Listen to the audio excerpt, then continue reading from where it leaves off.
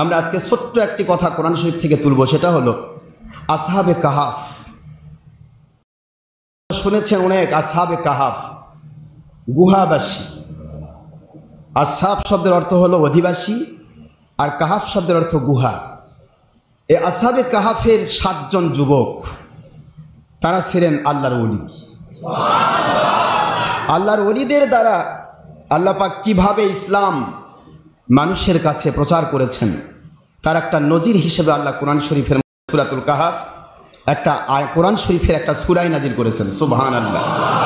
এই সূরা কাহাফের ভিতরেই বলা হয়েছে আল্লাহর ওলিদেরকে আল্লাহ ইচ্ছা করলে ইলমুল মুকাশাফা, ইলমুল ইলহাম অর্থাৎ ইলমে লাদুন্নি দান করেন। আল্লাহ কোরআন শরীফের সূরাতুল কাহাফ, এই সূরার নাম কি বলেন তো? সূরাতুল কাহাফ অর্থাৎ গুহা। সূরার নামই গুহা। এই সূরার ভিতরে 7 জন ওলির নাম বলে তিনি ক্ষান্ত হননি। এখানে আরেকজন ওলির নাম তিনি তুলেছেন, যে ওলির মাধ্যমে সারা পৃথিবীর মানুষকে শিক্ষা দিয়েছেন আল্লাহ। তার নাম হচ্ছে হযরত খিজির আলাইহিস সালাম। খিজির আলাইহিস সালামকে অনেকে বাতিল ফেরকারা নবী নামে প্রচার করতে থাকে, কিন্তু আসলে খিজির আলাইহিস সালাম নবী নন, তিনি কি ওলি। যদি তিনি নবী হতেন, তার হায়াতের ব্যাপারে সহিহ হাদিসের ইবারতে আসছে তিনি কিয়ামত পর্যন্ত থাকবেন। তো কিয়ামত পর্যন্ত যিনি জীবিত থাকেন, তিনি যদি নবী হন, তাহলে আখিরি রসুলের মর্যাদা আমার আখিরি রসুল পাওয়ার কথা না, খিজির পাওয়ার কথা। নাউজুবিল্লাহ জোরে বলেন। এই জন্য খিজির নবী নয়, তিনি কি আল্লাহর ওলি, একজন খালিস আল্লাহর ওলি। যে ওলির কাছে 2 জন তৎকালীন নবী, বনি ইসরাইলের 70,000 নবীর সর্দার হযরতে মুসা কালিমুল্লাহ আলাইহিস সালাম, তিনি এবং তার সাথে আরেক ঈসা ইবনে নূন আলাইহিস সালাম, এই 2 জন নবীকে পাঠায় দিয়ে তার ইলমে লাদুন্নি সম্পর্কে দুনিয়াবাসীকে আল্লাহ পাক অকিফাল করেছেন।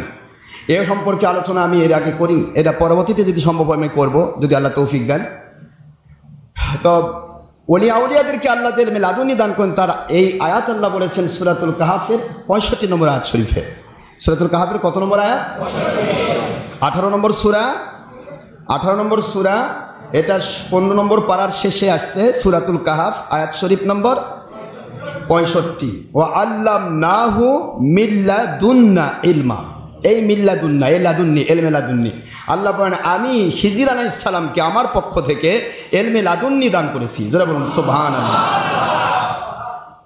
তো ওই ঘটনা নিয়ে আমি আজকে আলোচনা করব না, আলোচনা হচ্ছে আসহাবে কাহাফ নিয়ে। যে আসহাবে কাহাফ সম্পর্কে আমরা কি বুঝবো? যে যুবকেরা অত্যন্ত সাদামাটার যুবক ছিলেন, সাদামাটা যুবক। সাদামাটা যুবক বলতে তারা এক কথায়, ছোট্ট করে ইতিহাসটা আমি বলি। আব্দুল্লাহ ইবনে আব্বাস রাদিয়াল্লাহু আনহুর বরাতে সহিহ হাদিসের ভিত্তিতে ইবনে আব্বাস রাদিয়াল্লাহু আনহু যে বর্ণনা তুলেছেন, সেটা হচ্ছে বর্তমান জর্ডান। বর্তমান কোথায়? জর্ডানের একটা অংশ। এর নাম তৎকালীন সময়ের নাম ছিল ফিলাডেলফিয়া। এই ফিলাডেলফিয়া নামক একটা শহর, আর এই শহরটা ছিল তৎকালীন রোম রাজ্যের অন্তর্ভুক্ত। রোমের শাসক তখন ছিল হায়দ্রানুস, আর এই অংশের ফিলাডেলফিয়ার শাসক ছিল, তার নাম ছিল আপনার তৎকালীন ভাষায় ছিল আপনার এখনকার যে ভাষা আসছে আব্দুল্লাহ ইবনে আব্বাসের ভাষায়, তার নাম ছিল দাকিয়ানুস। নাম কি? দাকিয়ানুস। আর তৎকালীন ভাষা ছিল ডিওক্লেটিয়ানুস। সুরিয়ানি ইংলিশ ভাষা, ডিওক্লেটিয়ানুস এই শাসকের নাম। এই শাসক, যে শাসকের আন্ডারে কাজ করত, রোমের শাসক, নাম হলো হায়দ্রানুস। এই 2 জনই ছিল তৎকালীন অলিম্পিয়াস খোদাদের ভক্ত, অর্থাৎ বহুবিধ খোদার ভক্ত। নাউজুবিল্লাহ। যে সমস্ত খোদাদেরকে তারা তৈরি করেছিল নিজ হাত দিয়ে, এবং তাদের নামে কুত্তা কুরবানি করত। নাউজুবিল্লাহ। যখন তখন কুকুর ধরতো, তাদের নামে কোরবানি করতো, বলে আমরা কুকুর কোরবানি দিচ্ছি আমাদের খোদার নামে। নাউজুবিল্লাহ মিন যালিক। এই ডিওক্লেটিয়ানুস, দ্যাট মিনস দাকিয়ানুস, এই দাকিয়ানুসের সময়ের একটি ছোট্ট ঘটনা আল্লাহ কোরআন শরীফের মধ্যে তুলেছেন। সুবহানাল্লাহ। যেটা হযরত ঈসা রুহুল্লাহ আলাইহিস সালাতু ওয়াস সালামের সময়ের 137 বছর পরের ঘটনা। ঈসা আলাইহিস সালামের ক্রুশবিদ্ধ হওয়ার যে মিথ্যা ঘটনা, এই ঘটনার কত বছর পরে? 137 বছর, 137 খ্রিস্টাব্দ বলা হয়। এই সময়ে তৎকালীন সময়ে এত বেশি, এই যেটা আমি বলি, কাবিলে কাবিলে ताबूत एक खुदा था, किसी का हुबल था, किसी का सफा था, हर हर घर में, हर हर मोहल्ला में, हर हर रास्ता में नया एक खुदा था। যেখানেই যাবেন সেখানে খোদা, কারো নাম অলিম্পিয়াস, কারো নাম অমুক, কারো নাম আমুন, কারো নাম আপনার হুবল, কারো নাম, এইভাবে করে একটার পর একটা নাম দিয়েই থাকে তারা। এই খোদাদের অনুসারী যারা ছিল, এরা ছিল তৎকালীন সময়ে ধর্মগুরু নামে পরিচিত। কি নামে? না, মন খারাপ করতেছেন আপনারা? কি নামে ছাড়িয়েছিল? ধর্মগুরু। এই ধর্মগুরুদের কাছে সবচাইতে বেশি আক্রান্ত হয়েছে নবী রাসূল আলাইহিমুস সালাম এবং তাদের অনুসারী ওলিয়া উলিয়াগণ। মিথ্যা ধর্ম চালায় তারা এই সমস্ত কাজগুলি করেছে। তো ধর্মগুরুদের বিষয়টা সেই সময়ে এই ডিওক্লেটিয়ানুস শাসক, এই শাসকের উপদেষ্টা মণ্ডলী, প্রধান উপদেষ্টা সেই আমার আল্লাহ রব্বুল আলামিনের প্রেমিক হয়ে গেল। ডিওক্লেটিয়ানুসের প্রধান উপদেষ্টা, এবং ডিওক্লেটিয়ানুস তাকে ভক্তি করে তার এই রাজত্ব টিকে রাখতে গিয়ে সেই সময়ের সবচাইতে বড় বিচারপতি সন্তান, সেই সন্তানকে দিয়ে তার মেয়ের বিবাহ দিয়ে দিল। মেয়ের বিবাহ দিয়ে তাকে সেখানকার রাজ্যের তার প্রধান উপদেষ্টা বানাই দিল। নাম, তৎকালীন সময়ের নাম ছিল ম্যাক্সিমিলিয়ানুস। এই ছেলের নাম, এই যুবকের নাম কি ছিল বলুন? ম্যাক্সিমিলিয়ানুস। সেই সময় সুরিয়ানি ইংলিশ ভাষায় ম্যাক্সিমিলিয়ানুস, আর আব্দুল্লাহ ইবনে আব্বাস রাদিয়াল্লাহু আনহু ভাষা আরবিতে সেটাকে রূপান্তর করা হয়েছে।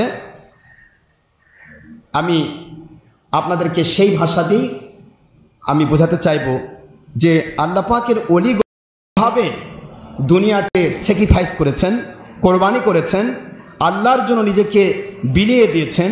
আর এই বিলিয়ে দেওয়াটাকে আল্লাহ পাক কিভাবে কবুল করেছেন, সারা পৃথিবীর মানুষের জন্য কিভাবে এটা নকশা করে রেখেছেন এবং জ্বলন্ত প্রমাণ করে শিক্ষণীয় করে রেখেছেন, এই কথাগুলি বলার জন্য আজকে আমি আপনাদের কাছে এই কথাগুলি তুলে ধরতেছি। আমি অতি সহজেই আপনাদেরকে কেতাব খুলে বলবো যাতে করে আপনাদের ভিতরে সন্দেহ না থাকে।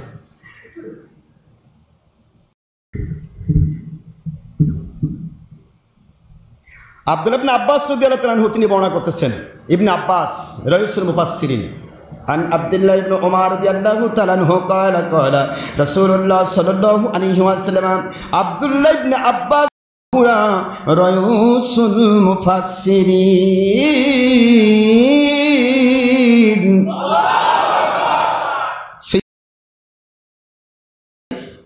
আব্দুল্লাহ ইবনে উমর রাদিয়াল্লাহু আনহু বর্ণনা করতেছেন, ও ফি রিওয়ায়াতিন উখরা অন্য এক সাহাবী বর্ণনা করতেছেন, আব্দুল্লাহ ইবনে আব্বাস আমার নবীজির আপন চাচাতো ভাই, আপন আব্বাসের ছেলে আব্দুল্লাহ ইবনে আব্বাস রাদিয়াল্লাহু তাআলা আনহু তিনি সাধারণ কোনো মুফাসসির নন, সাধারণ কোনো মুহাদ্দিস নন। তৎকালীন সময়ের ১৬ লক্ষ সাহাবী থেকে শুরু করে কিয়ামত পর্যন্ত যত রকমের মুফাসসির আসবে, মুহাদ্দিস আসবে, সকল মুফাসসিরের মাথার তাজ, প্রিন্সিপাল হলেন আব্দুল্লাহ ইবনে আব্বাস রাদিয়াল্লাহু তাআলা আনহু।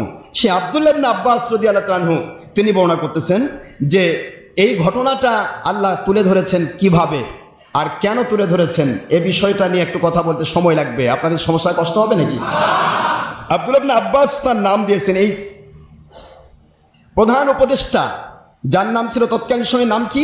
ম্যাক্সিমিলিয়ানুস। আর এর নাম আব্দুল্লাহ ইবনে আব্বাসের ভাষায় আরবিতে যেটাকে নেওয়া হয়েছে তার হলো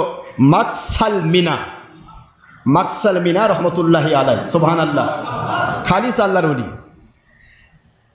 যেখানে প্রধান শাসকের এবং পরিপূর্ণ বাদশাহ যিনি রোমের বাদশাহ হায়দ্রানুস, তার প্রধান টার্গেট যে আল্লাহর নাম বলবে তাকে হয় পুড়ে মারো, নয়তো ক্রুশে বিদ্ধ করে তাকে ডাইরেক্ট রাস্তার মাঝখানে কুশে বিদ্ধ করে তাকে টেনে রাখো, নিচে পায়ের রক কেটে দাও, রক্তগুলি ঝরে পড়বে, এভাবে থাকবে। সমস্ত পাখিরা এসে তাদের পচা লাশগুলি খেয়ে খেয়ে তারা আনন্দ করবে। জোরে বলুন নাউজুবিল্লাহ। এত জালেম, এত বড় অত্যাচারী বাদশাহ এবং সেই শাসক, তার আন্ডারে একজন প্রধান উপদেষ্টা, তিনি হলেন আমার আল্লাহর প্রেমিক। লিকুল্লি ফিরআউনা মুসা, প্রত্যেক ফেরাউনের পরিবর্তে আল্লাহ পাক মুসার ভূমিকায় একজন করে পাঠান। যত জালেম পৃথিবীতে আসবে, সমস্ত জালেমদের বিরুদ্ধাচরণ করার জন্য এক একজন আল্লাহ পাক রব্বুল আলামিন আল্লাহর সন্তুষ্টির পথের সৈনিককে পাঠাবেন। জোরে বলুন সুবহানাল্লাহ। নবী রাসূলের দরজা থাকতে নবী রাসূল, আর নবী রাসূলের দরজা যখন বন্ধ হয়েছে আখির রাসূল সাল্লাল্লাহু আলাইহি ওয়াসাল্লামের পক্ষ থেকে, মধ্য থেকে, এরপরে আসবেন হক্কানি আলিম, হক্কানি ওলি আউলিয়া। সুবহানাল্লাহ। তো যাই হোক, এই ম্যাক্সিমিলিয়ানুস উনি প্রথম দিকে প্রকাশ্যে বললেন না যাতে করে ধরা খেতে হয়, কিন্তু বড় কষ্ট পান। তার স্ত্রী ডাইরেক্ট ডাকিয়ানুসের মেয়ে, তারপরও তার স্ত্রী বললেন, আপনি যে ধর্মে বিশ্বাসী, আমি আমার আল্লাহর সন্তুষ্টির জন্য আমার স্বামীকে মেনে নেওয়ার জন্য সেই ধর্মে বিশ্বাসী। ডাকিয়ানুসের মেয়েও তার কাছে আল্লাহর পক্ষের শক্তি হয়ে গেল। অত্যন্ত বড় দুঃখজনক বিষয়, একাধারে যখন তার সামনে তাওহীদপন্থী, তাওহীদ ও রিসালাতপন্থী আল্লাহওয়ালা, তাদেরকে ধরে ধরে প্রকাশ্য জনসমাগমে আগুনে পুড়ে ফেলা হচ্ছিল, আগুনে পুড়ে ফেলা হচ্ছিল, কুশে বিদ্ধ করে তাদেরকে ধ্বংস করা হচ্ছিল। সেই সময়ে তিনি অত্যন্ত ব্যথা নিয়ে চিন্তা করতে লাগলেন কি করা যায়। ভিতর ভিতর আল্লাহর বান্দা,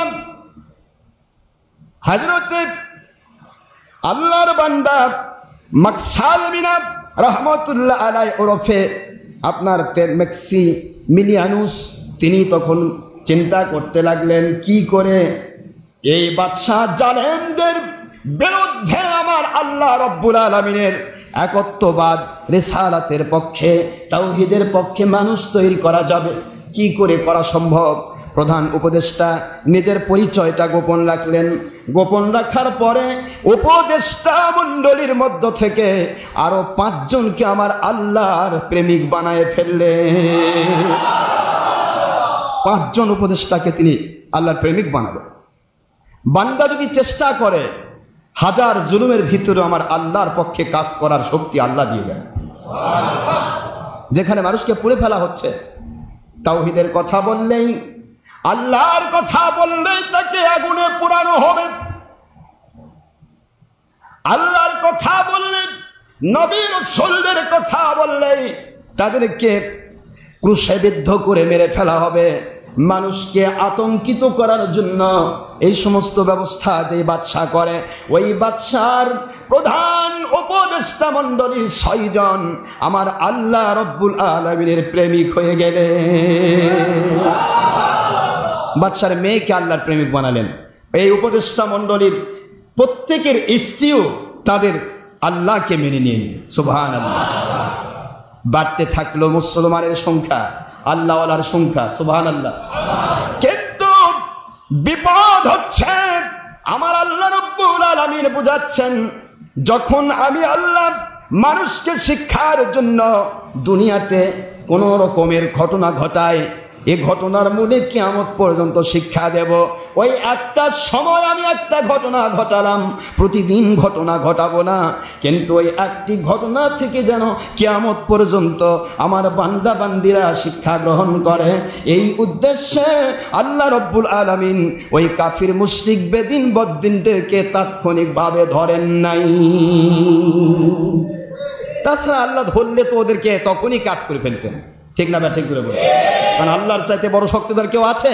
তো আল্লাহ বুঝাইলেন মহাশক্তিধর পরাক্রমশালী সেই সমস্ত জালিমদের মধ্যেও আমি আল্লাহ ইচ্ছা করলে, কেউ যদি আল্লাহওয়ালা হতে চায়, আমি তাদেরকে আল্লাহওয়ালা হওয়ার তৌফিক দান করি। কেমন আল্লাহওয়ালা বানালেন? আল্লাহর ওলি বানাই দিলেন। খুব বোঝার চেষ্টা করেন। এই কথাটাই আল্লাহ রব্বুল আলামিন এখানে কোরআন শরীফের ভিতরে তুলে ধরেছেন। সূরাতুল কাহাফের 9 নম্বর আয়াত শরীফে, সেটা আমি কোরআন থেকে আপনাদের বলছি। আম হাসিবতা আন্না আসহাবাল কাহফি ওয়ার রাকিম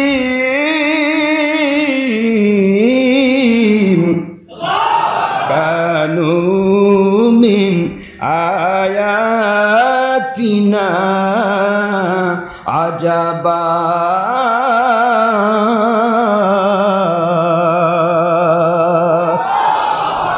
আল্লাহ বলতেছেন, তোমরা কি জানো, অবগত আছো, আসহাবে কাহাফ সেই গর্ত গুহাবাসী, একদিকে জঙ্গল আরেকদিকে পাহাড়ের গুহা, এই গুহার অবস্থান, অরণ্যের পাশে গুহায় অবস্থানকারীদের সম্পর্কে তোমাদের কি ধারণা আছে? তোমাদের জানো কি তোমরা? যদি না জানো আমি বলে দিচ্ছি আমার নবীজির মাধ্যমে, জোরে বলুন সুবহানাল্লাহ। শুনে নাও তাদের ঘটনা। আমি কেন তুলে ধরলাম? কারণ পৃথিবীতে হাজারো জুলুমবাজ এসেছিল, আসবে। সেই জালেমদের বিরুদ্ধে আল্লাহর পক্ষ শক্তি হিসেবে যখন কেউ কাজ করবে, তখন আল্লাহ পাক রব্বুল আলামিন তাদেরকে ওলি আউলিয়ার দপ্তরে তাদের নামটা লিখে দেন। সুবহানাল্লাহ। সেই ঘটনাটা আল্লাহ এখানে তুলে ধরেছেন। এই ঘটনার ভিতরে এই যুবকদের নাম আমি আগে আপনাদের বলে দিচ্ছি, যাদেরকে আল্লাহ পাক আল্লাহর ওলি হিসেবে কবুল করলেন। এই যুবকদের নাম তৎকালীন সময়ে ইংলিশ, সুরিয়ানি এবং ইংলিশ ভাষায় তৎকালীন সময়ে ভাষা এসেছে। প্রথম যুবকের নাম প্রধান উপদেষ্টা ম্যাক্সিমিলিয়ানুস আব্বাস রাদিয়াল্লাহু আনহু, আব্দুল্লাহ ইবনে আব্বাসের ভাষায় মাকসালমিনা। দ্বিতীয় জনের নাম তেলমিখা, সেই সময়ের ভাষা। আব্দুল্লাহ ইবনে আব্বাসের ভাষায় হচ্ছেন ইয়ালমিখা রহমতুল্লাহি আলাইহি। 3 নম্বর ইউভানিস, তৎকালীন সময়ে আব্বাস রাদিয়াল্লাহু আনহু, আব্দুল্লাহ ইবনে আব্বাসের ভাষায় বাইনুনাস রহমতুল্লাহি আলাইহি। 4 নম্বর সুরিয়া মানুষ, তৎকালীন সময়ের নাম।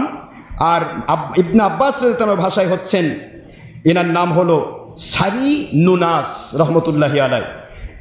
5 নম্বর মার্টিয়ানুস, তৎকালীন সময়ের ভাষা। আর এখন আমার নবীজি পাক সাল্লাল্লাহু আলাইহি ওয়াসাল্লামের যিনি সাহাবী ইবনে আব্বাস রাদিয়াল্লাহু আনহু, তার ভাষায় তার নাম হলো মারতুনাস রহমতুল্লাহি আলাইহি। আরেকজন ডিনায়াসুস অর্থাৎ জুনুয়ানাস রহমতুল্লাহ আলাইহি। আর 7 নম্বর ওনাদেরকে সহযোগিতা করেছিলেন, তার নাম হলো একজন রাখাল, সে একটা বেড়া এবং দুম্বা রাখাল ছিল, নাম ছিল তৎকালীন ভাষায় অ্যান্থনিওস। ইবনে আব্বাসের ভাষায় তার নাম কাশিফাত তানুনাস রহমতুল্লাহি আলাইহি। আর এই রাখালের একটা কুকুর ছিল, এই কুকুরটার নাম সেই সময় সুরিয়ান ইংলিশ ভাষায় ছিল নাম তেমিত্রিয়। আর ইবনে আব্বাসের ভাষায় তার নাম হচ্ছে কিতমির। আমার আল্লাহ রব্বুল আলামিন প্রমাণ দিচ্ছেন, যে কুকুরকে মানুষ নিকৃষ্ট মনে করে, ওই কুকুরও যদি কোনো আল্লাহর ওলিদের সাথী হতে চায়, আমি আল্লাহ তাদেরকে ওলিদের মর্যাদা দিয়ে, কুকুরকে মানুষের আকার দিয়ে কিয়ামতের দিন ওলির কাতারে তুলে জান্নাতি দান করব। এই জন্য এই কুকুরকেও আল্লাহ কোরআন শরীফের মধ্যে তুলে ধরেছেন। আসলে সময় অতি অল্প, আমি একেবারে সংক্ষেপ আকারে বলার চেষ্টা করছি।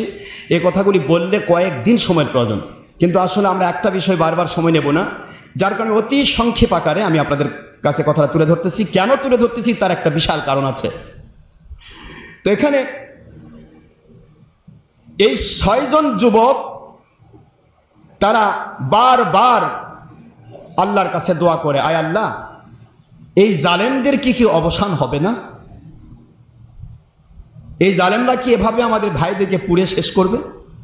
এই জালেমরা কি এভাবে আমার আল্লাহর পক্ষে শক্তিকে মেরে শেষ করবে? এদের কি কোনো অবসান নেই? এভাবে তারা দোয়া করতে থাকলো। লাস্টে ফিনিশিংয়ে তারা চেষ্টা করতে লাগলো কি করা যায়, কি করা যায়। লাস্টে এই যিনি ম্যাক্সিমিলিয়ানুস অর্থাৎ মাকসালমিনা রহমতুল্লাহ আলাইহি, মাকসালমিনা মনে থাকবে, মাকসালমিনা রহমতুল্লাহি আলাইহি, তিনি হচ্ছেন প্রধান উপদেষ্টা।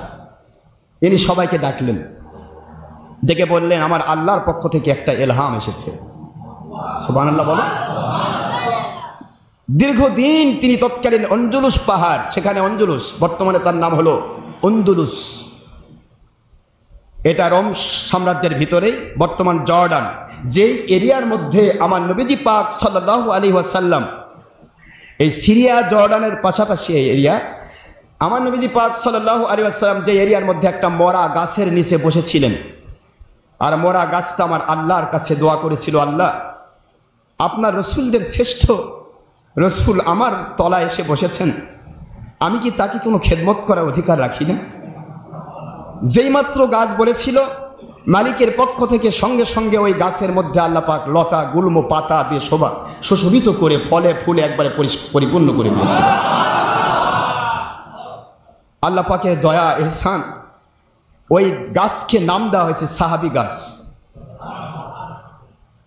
আজকে 1500 বছর পার হয়ে গেল, ওই জর্ডান এরিয়ায়, এই বিশাল মরুভূমির এরিয়ায় কোনো গাছ নেই, কিন্তু আমার নবীজি যেখানে বসেছিলেন ওই গাছটা আজও তরু তাজা সতেজ, আজও তার নিদর্শন এসে দাঁড়িয়ে আছে। এই সে এরিয়া, সিরিয়া জর্ডান এর মধ্যবর্তী স্থানটা, এটা পুরাটা ছিল রোম রাজ্যের অন্তর্ভুক্ত সেই সময়। সেই এরিয়ার মধ্যে আন্দলুস পাহাড়, পার্শ্বে ছিল একটা জঙ্গল, এই জঙ্গল পেরিয়ে গিয়ে আন্দলুস পাহাড়, এই আন্দলুস পাহাড়ের ঠিক মধ্যবর্তী স্থানে একটা গুহা, এই গুহাটাই ছিল আসহাবে কাহাফ। যারা বলুন সুবহানাল্লাহ। এখন ওই আসহাবে কাহাফের গুহার সামনে, এটা কোরআনের ভাষায় আসছে, মসজিদা, একটা মসজিদ নির্মাণ করে দেওয়া হয়েছে। সুবহানাল্লাহ। তো যাই হোক, এই গুহাতে এনারা কিভাবে গেলেন এই